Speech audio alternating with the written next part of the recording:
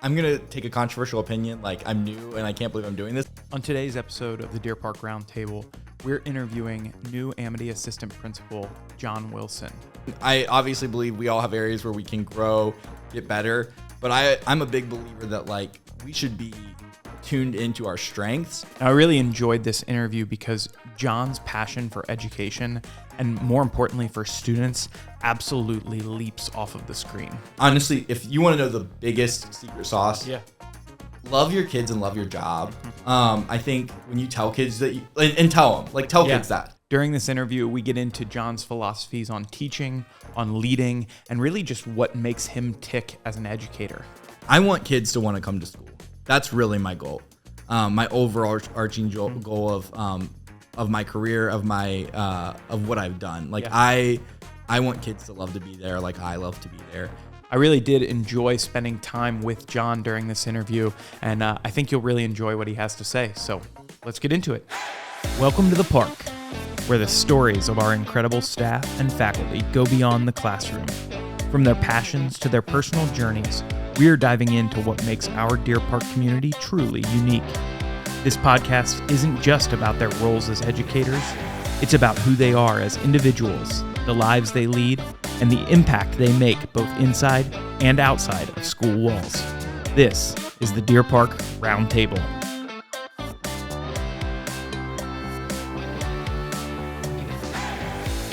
John Wilson, welcome to the Roundtable. Hey, how's it going? All right, well, we always start with the hard-hitting questions here. Okay. So, John or Jonathan? John. John, all right. Yeah. My mom calls me Jonathan still. She named me that, but John is usually what I go by. I did notice that your name is missing an H. What's up with that? John, Jon. What's that? So I am a Jonathan technically. I just shortened it to Jon, John, because it makes sense. I'm gonna take a controversial opinion. Like, I'm new and I can't believe I'm doing this, but, like, what's the H for? Like, what's it doing? Like, it's just extra anyway. Yes, exactly. Yeah. It's like a will with two L's. There's no need for it. We don't need it. Yeah, exactly. It saves you time when you're writing your name, right? For sure. All right. Danville, New Richmond, Three Rivers, Williamsburg. Yeah. Start at the beginning for me, and just let me know your story, how you got here to the park. Yeah. So I ended up starting in Indiana because I went to school in Indiana. I went to school at Indiana Wesleyan, kind of a small, about 3,000 students between Fort Wayne and Indianapolis. So I had my first teaching license in Indiana, went looking for jobs, ended up in the Indianapolis area, which is Danville. It's just kind of outskirts of Indianapolis. Was teaching third grade there, taught in a school that was doing a lot of really cool things with customized learning with kids, like regrouping students pretty constantly. So I was doing like 3 lessons a day in math. And then we would every week switch up kids, move them around. It was a pretty cool, fresh concept that I really enjoyed. But I was super connected back in the Cincinnati area. I grew up in Cincinnati region. So when I had a chance to go back and teach in my home school district in New Richmond, took the chance to go there. Taught at a school called Monroe Elementary for a couple years there. I was a third grade teacher, and then I was a technology integration specialist. So my third year of teaching, I actually was out of the classroom, was coaching teachers already, and like how to do technology, doing that, like integrating it. I also did some lessons with kids. We did podcasts. We did green screen, all kinds of really cool things related to technology that year. I realized in that I really missed being with kids at that point. So I took a position at one of the other elementary schools in New Richmond, Locust Corner, which actually is where I went to school. And so taught 5th grade math there. That's where I kind of learned that I really enjoyed 5th grade. I taught 5th grade with my 2 5th grade teachers were my other teammates. So I was 5th grade math. The other 2 5th grade teachers were my 5th grade teachers, which was pretty cool. My mom taught there, so really strange. Like long connected, long blue line. Yes. There. So that was my New Richmond time. New Richmond had some financial troubles where a lot of people ended up being laid off, reduced in force, and so I ended up at Three Rivers for a year. Yep. Good experience there. But I was teaching 3rd grade reading, which just wasn't my world. And so when a position opened up back on the east side, which is where I'd come from in Williamsburg, Ended up teaching 5th grade math there. Did a little bit of video production teaching as well to high school students. Oh, wow. And then I ended up here Yeah. at the park. You have held a lot of leadership positions when you look at your resume and things, but this is your first true administrative position. You're assistant principal here at Amity. In the early goings here, what's kind of been your takeaway? What surprised you? What's challenged you? Kind of what have you enjoyed about being an assistant principal? Yeah. So I really enjoy the difference in the day-to-day. Teaching tends to, you get into routines. And a lot of teachers love those routines and love like that structure of everything. I'm actually I'm kind of an adventurous, like fresh things. I like to have a new challenge in front of me. And so I've definitely found that, in a role like this, there's just every day is different. Some days are really fast paced. Some days are just fast paced. Every day, just normal. Yeah. Normal fast paced. Every day has some kind of new, problem to solve, thing to do. And I really have a heart for kids who maybe just need a little extra love. Yeah. That was always the case in the classroom. And I felt like I would want to have really good conversations with those kids when maybe they do something that wasn't the best choice.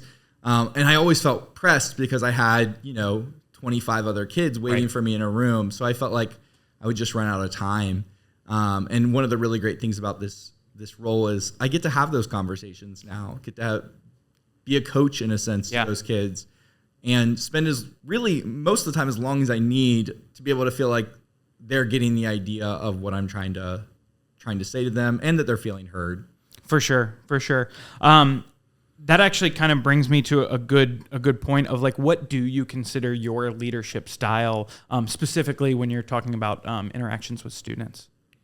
I definitely believe in a strengths-based approach just overall to leadership. Like I obviously believe we all have areas where we can grow, get better, but I'm a big believer that like we should be tuned into our strengths, and that our strengths are something that's kind of forgotten about sometimes. So like if I'm working with a kid, I want to know what it is that they do really well. Most of the time when I end up seeing kids, it's because we're focused on like the situation that landed them there was something that maybe wasn't the best choice. But I want to, in that conversation, pull out what they're doing well. Same thing with teachers as I'm working with them. Like my goal is to see, hey, what are we doing really great? How do we build on strengths versus just looking at weaknesses?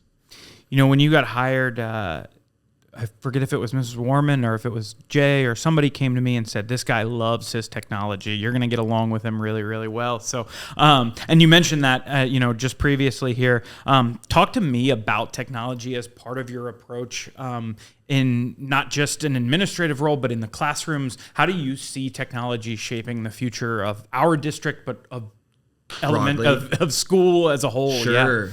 Well, I'm a big believer that technology should be primarily in schools a tool for creation. Yeah. That was something that I was pretty passionate about. I think that is where it's most untapped, its potential. So whether we're letting students create video, whether we're letting them create podcasts, whether we're doing graphic design, writing a paper, that kind of thing's great as well. But just something that is actually producing something into the world, I think was always really powerful for me because I grew, video was kind of my medium. I grew to really enjoy that. And it came out of a lesson that I was teaching, that I was finding my first year of teaching that I just wasn't engaging students at the level that I wanted. So I bought green, like poster board, taped it together with green tape. Wow. Put it up, moved my dining room table at my apartment, put it up on the wall, and then recorded myself doing 2 different roles to teach this whole area and perimeter unit that I was doing. Created a character. He made multiple appearances, came back multiple days. The kids were 3rd grade, so they're like, was that you? Like, I'm pretty sure that was you. I was like, no. I don't know what you're talking about. How was I in the screen at the same time? So just like things like that are creative. Definitely, I consider myself a creative person. I don't know if anybody's told you this before, but as a math teacher, creativity and math are not usually 2 things you associate with each other. Yeah, so, where did that come from? So math was never my favorite subject. Really? Math actually was probably my least favorite, honestly, going through school. I'm a kind of believer that I think a lot of times, I say this carefully, a lot of times I think really good math teachers know what it's like to struggle with math. Because if it's just something that like came to you so easy, it's really hard to relate to that feeling of like, I'm really trying. Yeah. I'm banging my head on the table. I am trying. I'm doing this for hours and it's just not clicking. So I think it's really important. That was really important for me. Like, so I am more on that creative side. I cannot draw, paint. I'm not that kind of creative. Like, digital creativity. Yes. My sister has a degree in art. Like she got all of those kind of genes, but like anything that relates to like creative thinking, problem solving, and kind of technology based, definitely interested in. One of your achievements coming in, and this kind of, I think, fits perfectly with this, is you helped the 5th grade math scores in Williamsburg become the highest in history on the state tests. Obviously, that's impressive, but like, what is the secret sauce, do you think, in lifting the level of not just test scores, but educationally in general? Teaching math to 5th graders is hard. The level starts to ramp up at that age. What's your secret sauce, I guess, is the question. I'd say there's kind of two sides to that. One thing is like, I just committed to knowing, I knew the test, I knew my standards, I knew all of my content really well. Like I just studied it. I studied the standards. I studied every released item that had ever been put out there. My belief is that if I knew it better, then I wouldn't have to use that directly all the time in my classroom, because what I didn't want to do is teach to a test. I've never been about that. Like I said, creativity, like being like enjoyable. I want kids to have fun coming to school. So I thought, if I'm really an expert in this and know this content really well, then I'm going to be able to teach it in a way that's really creative. So that was definitely, I think, part of it was knowing my content. And then I think the biggest thing just in teaching is knowing your kids. So I was not one that recycled lesson plans. I made new lesson plans every year. And in fact, in my last year of teaching, I had 3 blocks a day that I was teaching 5th grade. And I taught in a different format for every one of my classes, because I just saw like the need was different depending on the group. And so I think just being really flexible, some people might think that takes a ton of extra work. I actually worked my least amount of time outside of my school day last year that I ever had. Found that I knew my content really well. I knew my kids really well. And I was able to adjust kind of on the fly because of that. And I think honestly, if you want to know the biggest secret sauce, love your kids and love your job. I think when you tell kids that and tell them, like tell kids that. Tell kids you love being there. I always started my year saying there was no place I'd rather be than right there with them. And I think that's just really powerful. And I meant it. Like that was how I felt about that. And so they bought in. I never had to have like behavior systems my last few years of teaching. I didn't give like, the school had points and things. Honestly, I wasn't very good about giving them. I had very little like systems or anything like that. It was just, hey, like we're connected. Yeah.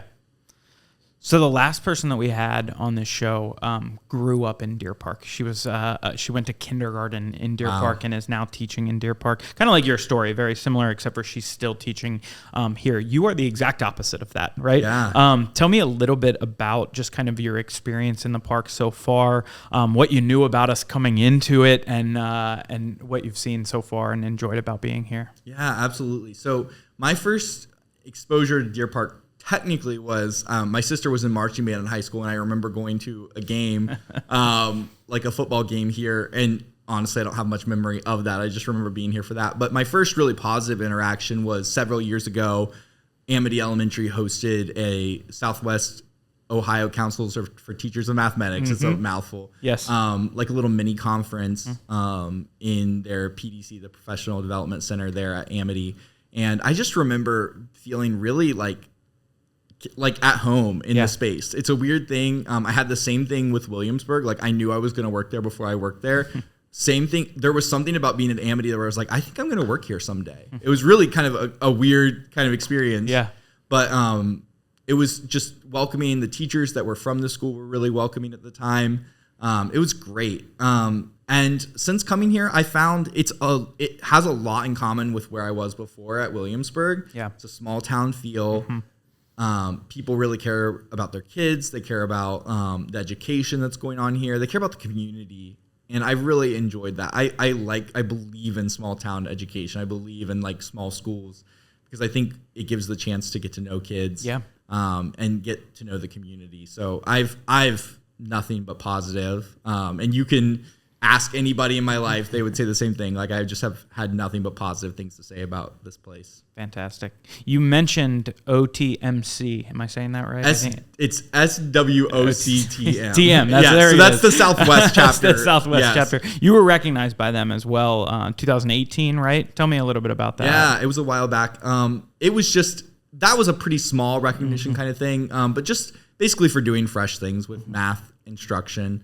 That was pretty much the extent to that. No such thing as small things. I like to, if you won't toot your own horn, I'll make sure I will. I do want to shift back to you a little bit. Obviously, philosophies and all of those things are important, but I think one of the great things about what we're doing here is just getting to know our people. Sure. Tell me about yourself, just who you are, not in the school building. What are you doing on the weekends? What are your hobbies? Yeah. What do you enjoy doing? Absolutely. So my life's pretty quiet outside of school. I bought a house about 1.5 years ago, my first house.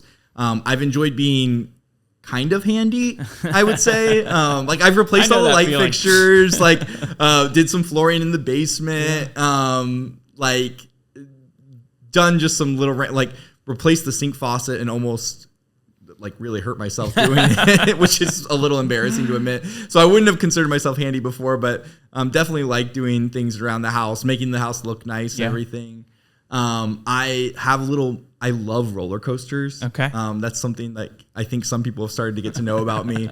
So I build little model roller coasters. Wow. Yeah. So super fun there. I like Lego sets. I'll sit and build Lego sets. It's like my dream is sitting at my table in my living room, building a model or doing a puzzle and listening to an audiobook. So that is just pretty boring, quintessential me if I'm... You're a simple man, John Wilson. Simple man, yeah. And then going in the summers and exploring my theme parks, like going and visiting different places. I'm going in November for just a weekend to Orlando. Like leaving after school on a Friday. Oh, wow. Be back on Monday, but just spending a weekend down there. So fantastic. Yeah, super fun. All right, wrap things up. Tell me just kind of what your goals are. Not just, I think personally, professionally, but also just, Amity related.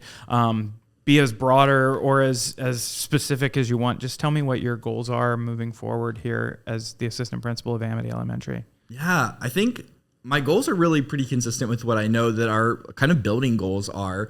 I want kids to want to come to school. That's really my goal. My overarching goal of my career, of what I've done. Like I want kids to love to be there, like I love to be there. And so I'm going to go about, I know it's a pretty broad goal, but I'm going to go about anything that I can to help kids want to be at school, because I think it's a great place. Like, we can learn, we can be creative, place to see friends. It should be all of those things for somebody. My life goals are pretty broad. I have just found the moment that I start to plan out things, something else comes along. And I honestly, until a few years ago, never dreamed of going the administration route. Like I love teaching so much. So I just never rule anything out. And I'm just open to like what comes my way. Well, first of all, I'll say just welcome. It's only been a couple of weeks here, but I said to you before we started recording, first quarter is creeping up. The end of the first quarter is creeping up on us. So, obviously it's great to have you here. It's been great to get to know you in the little bit we have, and we're so excited to have you here. And I know Laura was nothing but complimentary of you so far. So, keep it up. Welcome. Thanks. And thanks for doing this with me. It's been a lot of fun. Of course, it's been a blast. Yeah. Thanks, John.